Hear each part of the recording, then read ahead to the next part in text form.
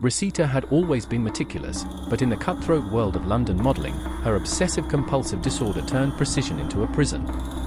At 17, the Lithuanian beauty with porcelain skin, piercing blue eyes, and a cascade of auburn hair had risen quickly, scouted in Vilnius and whisked to the UK for runway shows and photo shoots. But every success came with a cost: the rituals. She had to tap her left heel 3 times before entering a room, align her wardrobe by color gradient exactly, and whisper a Lithuanian lullaby 7 times before sleep. If she didn't, the world felt off kilter, like a storm was brewing just for her. Jane was her lifeline. A 19-year-old British model from Manchester, with freckled cheeks, wild blonde curls, and a laugh that could disarm a room, Jane had met Rasita at their shared agency during a chaotic casting call. They bonded over late-night takeaways and shared gripes about demanding photographers. Jane didn't judge Rasita's quirks, she embraced them. "We're all a bit mad in this biz," she'd say, helping Rasita rearrange her makeup kit when the anxiety spiked. Their friendship was a rare authenticity in a sea of superficiality, sleepovers in Rasita's cramped Soho flat, where Jane would distract her from the compulsions with silly impressions or dance parties. Jane was the extrovert to Rasita's introvert, pulling her out of isolation and into the vibrant London nightlife, even if Rasita spent half the evening counting streetlights. But lately, the compulsions had evolved into something darker. It started with the whispers. Rasita would hear faint murmurs when alone, like echoes of her own voice reciting numbers or warnings. She confided in Jane during a rainy afternoon tea at a cafe near Hyde Park. "It's like my mind is splitting," Rasita admitted, her hands trembling as she stirred her cup exactly 5 times clockwise, then counterclockwise. Jane leaned in, her eyes full of concern. "That's the OCD talking, love. Remember what your therapist said? Challenge it. Let's try exposure, face it head-on together." Jane suggested they create a ritual jar, where Rasita wrote down her compulsions on slips of paper and burned them symbolically.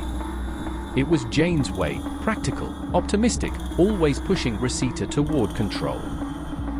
The horror crept in subtly. One night, after a grueling shoot where Rasita froze mid-pose because the lights weren't even, she returned home exhausted. Jane had crashed at her place, sprawled on the couch with a half-eaten pizza.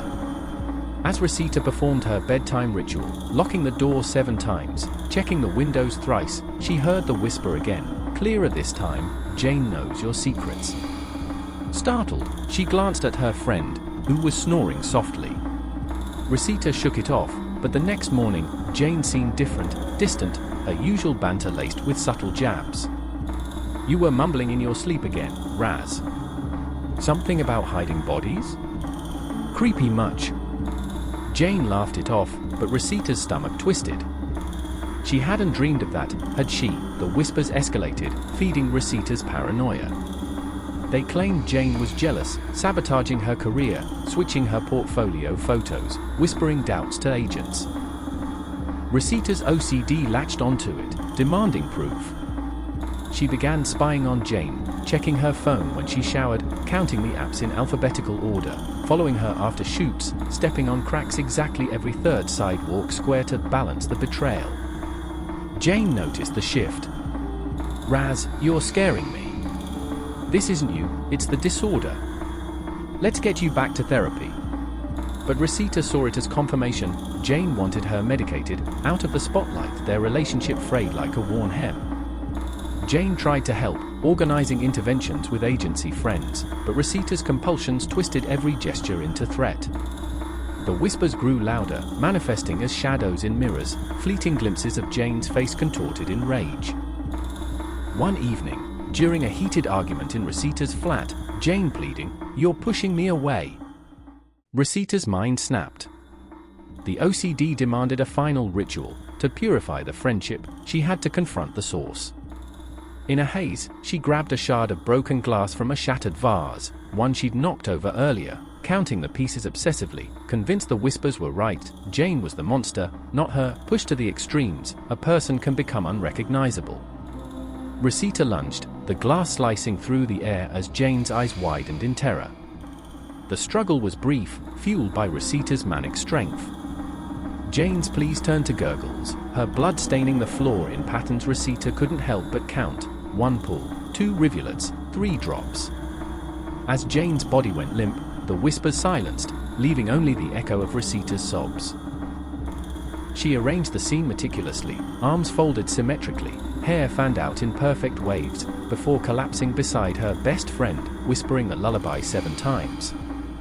In the quiet, she realized the horror. The extremes hadn't freed her, they'd trapped her forever in the prison of her own making. The police found her the next day, rocking back and forth, counting the bars on the window. Jane's death was ruled a tragic accident at first, but Rasita's confessions revealed the truth: a mind fractured, a friendship devoured by the abyss within. In the end, when pushed too far, even the purest bonds shatter, leaving only monsters in the mirror.